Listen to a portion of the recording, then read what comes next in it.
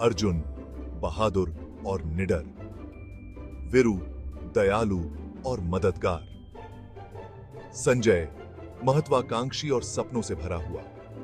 ये तीनों दोस्त थे, पर बहुत अलग। वो एक छोटे से गांव में रहते थे, हरे भरे पहाड़ों के बीच। जिंदगी सादी थी, पर उनके सपने बड़े थे। एक दिन उन्होंने साथ मिलकर व्यापार करने का सोचा। वो शहर जाएंगे, सामान खरीदेंगे और अपने गांव में बेचेंगे। अपने दिलों में उम्मीद लिए वो अपनी यात्रा पर निकल पड़े। वो अपनी जमा पूंजी और अपने सपनों का बोझ लेकर चल रहे थे। रास्ता उन्हें एक घने जंगल से होकर जाता था। पेड़ उन पर ऊंचे ऊंचे थे, जिनकी परछाइयां लंबी पड़ रही थी। जंगल अजीब आवाजों से भरा था, पर वो आगे बढ़ते रहे। रात होते होते उन्होंने डेरा बनाया, कहानियां सुनाई और हंसी मजाक की। अगले दिन वो अपनी यात्रा पर चल पड़े। हर मील के साथ उनकी दोस्ती और मजबूत होती जा रही थी। आगे का रास्ता बहुत कठिन था। उन्हें रास्ते में एक दौराहा मिला। उन्हें समझ नहीं आ रहा था कि किस रास्ते पर जाना है। उनकी बहस हो गई। उनकी आवाजें खामोश पेड़ों से टकराकर गूंज रही थीं। आखिरकार उन्होंने अलग अलग रास्ते जाने का फैसला किया। उन्होंने वादा किया कि रात होने तक दौराहे पर वापस मिलेंगे। अर्जुन आत्मविश्वासी और निडर अकेले ही आगे बढ़ रहा।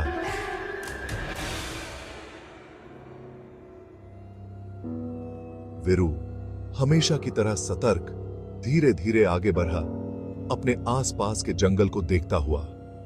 संजय शहर पहुंचने के लिए उत्सुक अपने चुने हुए रास्ते पर जल्दी से चला गया। शाम होने लगी। अर्जुन और वीरू दोराहे पर वापस आ गए, लेकिन संजय कहीं दिखाई नहीं दे रहा था। वो इंतजार करते रहे। उनके दिलों में चिंता समा रही थी। आखिरकार संजय बाहर आया। उसके कपड़े फटे हुए थे, उसकी आंखों में डर साफ दिखाई दे रहा था। वो एक गड्ढे में गिर गया था और उसका पैर चोटिल हो गया था। लेकिन अर्जुन और वीरू को संजय की प्रतिक्रिया ने ज्यादा परेशान किया। वो अपनी परेशानी की शिकायत कर रहा था। ये पूछना भी भूल गया कि क्या वो ठीक हैं। उसने उन पर इल्जाम भी लगाया कि उन्होंने उसे चोट लगने दी। अर्जुन को बहुत गुस्सा आया, लेकिन वीरू ने उसे शांत कराया। वो जानते थे कि उन्हें संजय की मदद करनी होगी, चाहे वो कितना भी स्वार्थी क्यों हो। सावधानी से उन्होंने उसे उठाया और अंधेरे जंगल में अपना रास्ता बनाया। अर्जुन ने राह दिखाई, अपनी ताकत से रास्ता साफ करता हुआ। वीरू ने संजय के जख्मों पर मरहम लगाया, उसे सांत्वना दी। संजय उनकी दया से शर्मिंदा हुआ। आखिरकार अपने व्यवहार के लिए माफी मांगी। उसे एहसास हुआ कि उनकी दोस्ती उसकी महत्वाकांक्षाओं से कहीं ज्यादा महत्वपूर्ण थी। तमली उम्दे के लिए था।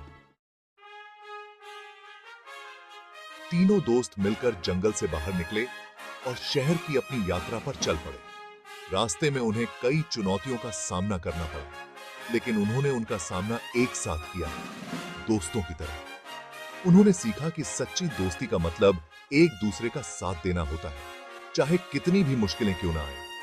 उनका व्यापार फला फूला, लेकिन उससे भी ज्यादा महत्वपूर्ण बात यह थी कि उनका बंधन अटूट बना रहा। उन्होंने जाना कि सबसे ज्यादा ताकत एकता से आती है, चुनौतियों का सामना मिलकर करने से आती है। और वो जानते थे कि यह दुनिया के सारे धन से भी ज्यादा कीमती है।